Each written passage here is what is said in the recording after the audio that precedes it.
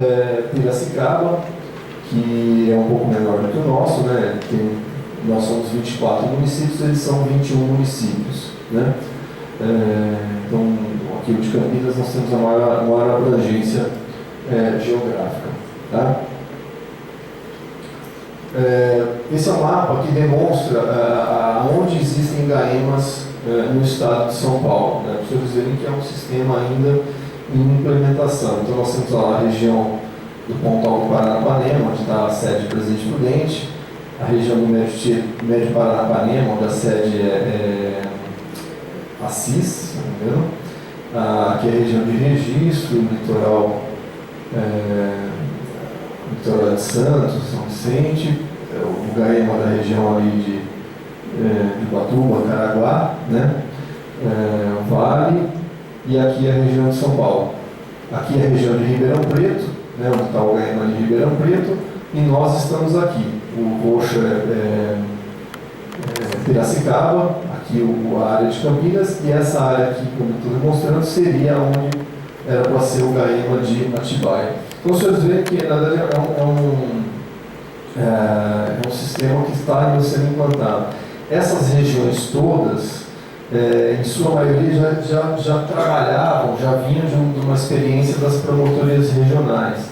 Então, são regiões que estão mais estruturadas, tem técnicos trabalhando, porque a estrutura do GAEMA, o Ministério Público, não sei se os senhores têm essa noção, a gente tem um corpo técnico nosso, de engenheiros, biólogos, ele fica sediado em São Paulo, né? Então, as questões que envolvem uma análise técnica, perícia que a gente precisa, é encaminhado para São Paulo, onde esse grupo técnico faz a análise aí de acordo com as condições que eles têm. O GAEMA ele tem uma estrutura diferenciada, ou seja, ele prevê que haja um corpo técnico próprio, né? Ou seja, a maioria, onde eram promotorias regionais, normalmente eles têm de 1 a 2 técnicos, além de viatura própria, toda uma estrutura organizacional própria que daria condições de um trabalho diferenciado. Então, nós temos aqui, na verdade, todas essas regiões já tinham Ribeirão Preto, tá? Acho que os dois únicos que eu me lembro que não eram promotorias regionais, e que os promotores conseguiram, dentro de um trabalho, criar esse grupo regional, foi a região de Assis e a nossa região aqui do PCJ, acho que se não me engano, Cabeceiras. O restante já tinha uma estrutura que vinha historicamente das promotorias regionais. Tá? Essa é a nossa conformação da nossa bacia, né? Então aqui está aquela região que seria do GAEMA Atibaia, essa área mais central seria o GAEMA Campinas, né? E essa área aqui que seria do GAEMA Piracicaba. Então a divisão geográfica é a bacia hidrográfica, é essa a forma de atuação que a gente tem. Tá?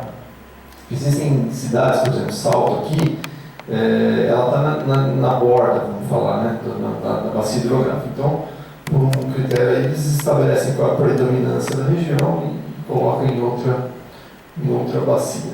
Tá? A atribuição principal do GAEMA, né, não é um órgão de execução, como a gente fala, de processo. Né? Então, essa não é a finalidade principal que a gente tem. Né? A ideia é trabalhar mais na investigação pelo inquérito civil, né? e a atuação mais focada na questão do desenvolvimento da política pública pelos municípios propriamente ditos. Tá? Então, nós vamos ter aqui oficiais das representações, inquéritos, procedimentos preparatórios, né? Uma questão que eu esqueci de comentar, que é assim: como cada município tem o seu promotor do meio ambiente, esse é o que a gente chama de promotor natural do processo. Então, a atuação nossa, ela não é exclusiva, porque nós temos sempre que respeitar, por uma regra de competência, o promotor da comarca. Então, se eu tenho uma questão localizada numa cidade, mas que tenha um impacto regional grande, né? Se o promotor natural daquela cidade, o promotor do meio ambiente daquela cidade, quiser atuar, ele tem preferência sobre o GAEMA. Então, a nossa atuação, ela se dá de uma forma supletiva. No estado, são pouquíssimos os lugares, eu tenho uma informação de São Vicente, mais especificamente, em que há um conflito positivo, ou seja, os dois querem atuar. Normalmente não se gera um conflito, porque como são questões que envolvem vários municípios, em geral o promotor natural de um determinado município não quer pegar o serviço que seja dele e também de outros colegas de outros municípios, por entender que, né, cada um tem a sua área geográfica específica. Tá? Então, basicamente, oferecemos bons inquéritos civis, compromissos de ajustamento de conduta, que seriam os chamados TACs, né? Os senhores já ouviram falar.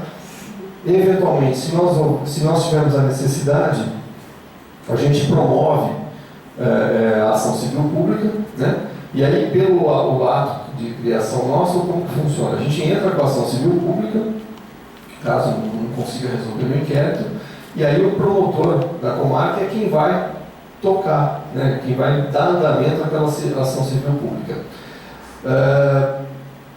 Embora, dependendo da complexidade, como é o fato, o promotor da comarca pode pedir que os promotores do GAEMA continuem atuando. Vou voltar em um slide anterior, só para fazer uma ponderação, só para vocês entenderem como funciona um pouco essa questão regionalizada. O Rio Camanducaia, Jaguari e Atibaia, né, eles vêm nesse sentido e todos vêm aqui e em Americana iniciam aí o Rio Piracicaba. Em 1990, 90 e pouco, a nossa bacia, né, tinha essa região, tinha cerca de 2, 3%, me corrija aí se alguém tiver um dado diferente, 2 ou 3% de esgoto tratado. Né? Na época, um promotor de Americana, Dr. Oriel, numa atuação localizada, mas que demonstra a importância de como essa atuação regionalizada tem que ser, ele entrou com ações civis públicas contra todos os municípios aqui de cima. Né? Com o seguinte argumento: todo mundo lança seu esgoto in natura no rio, esse rio segue, e todo o dano ocorre em Americana, ou seja, o americano recebe o esgoto de todo mundo para cima, o reuso natural da água, todo o esgoto para cima. Então, ele entrou com ações civis públicas contra todos esses municípios. Boa parte dos municípios nossos aqui da nossa região estão solucionando e solucionaram, no caso de Valinhos mais especificamente, que tem 100% hoje tratado, do que é coletado, né? Campinas hoje está em 80%, se não me engano, um pouco menos. Coleta uma coisa em torno de 80% para 70%. Ainda é pouco, você tem 30 sendo lançados, mas perto de 15 anos atrás, né, Campinas também estava nessa ação civil pública. Então, o que aconteceu? Todas essas ações estão em Americana, localizadas em Americana. E aí o que agora acontece? Em comum acordo com o promotor que tem o andamento dessas ações, nós passamos a atuar em conjunto. Então, por exemplo, está aqui no GAEMA de Campinas hoje a ação civil pública relativa ao esgoto de Atibaia, a ação civil pública relativa ao esgoto de Campinas, a ação civil pública relativa ao esgoto de Sumaré. Então, essas ações hoje estão localizadas. Fisicamente, elas correm por Americana, mas quem dá andamento a essas ações é o GAEMA de Campinas, assim como Piracicaba também. O GAEMA de Piracicaba pega o de Santa Bárbara, de Sumaré, de Iracemápolis, Cordeirópolis, Limeira, são eles que cuidam dessas ações, desses esgotos. Tá? Então, é só para demonstrar como é que ocorre essa atuação em conjunto. Bom,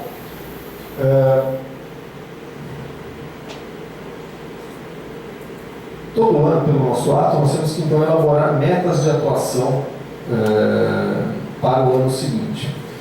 Pela característica da nossa atuação,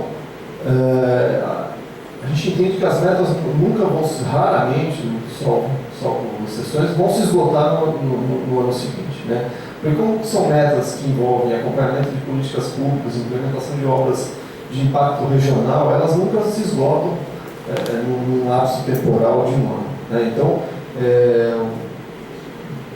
basicamente, o que a gente quer conversar com os senhores é demonstrar as metas.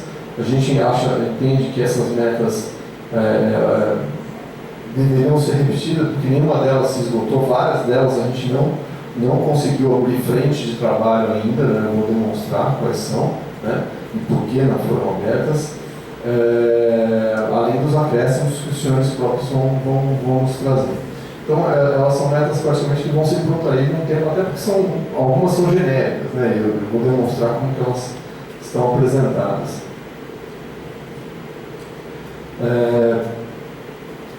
Duas metas iniciais que a gente tem é a questão da coleta e destinação final de resíduos sólidos e a questão de saneamento ambiental.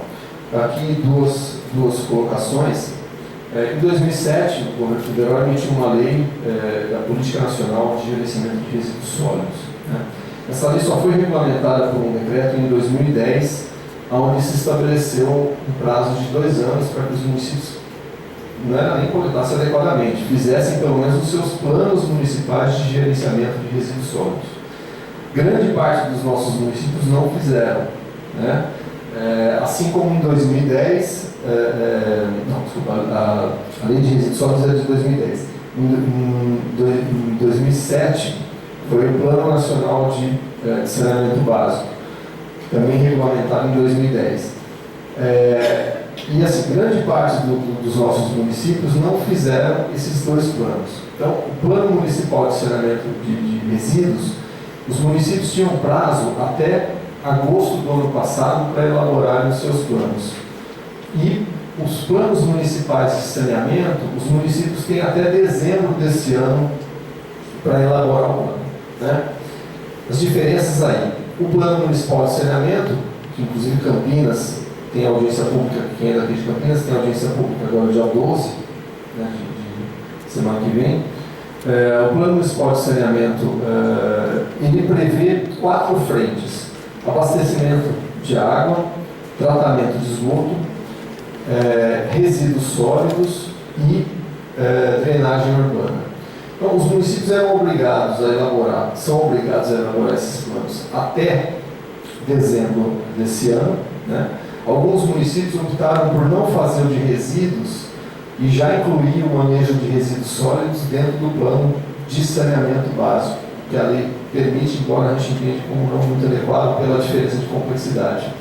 Mas os municípios têm até dezembro. No caso de saneamento, eles tiveram até o ano passado para o de resíduo. Qual a consequência do município não ter feito esses planos, né? A consequência é a não obtenção de financiamento público federal. Tá?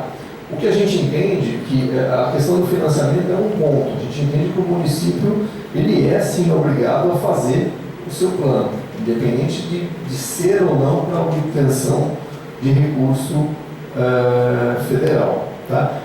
O recurso federal, a não obtenção, foi uma forma que o governo fez de obrigar os municípios a fazerem os planos. Quem não tiver não tem recurso para fazer. Então, nessa questão de resíduos e de saneamento, o que a gente está acompanhando? Como é que o GAEMA está acompanhando isso? Nós temos procedimentos, né, de inquéritos para cada um dos municípios, né, é onde dentro desse procedimento a gente está cobrando.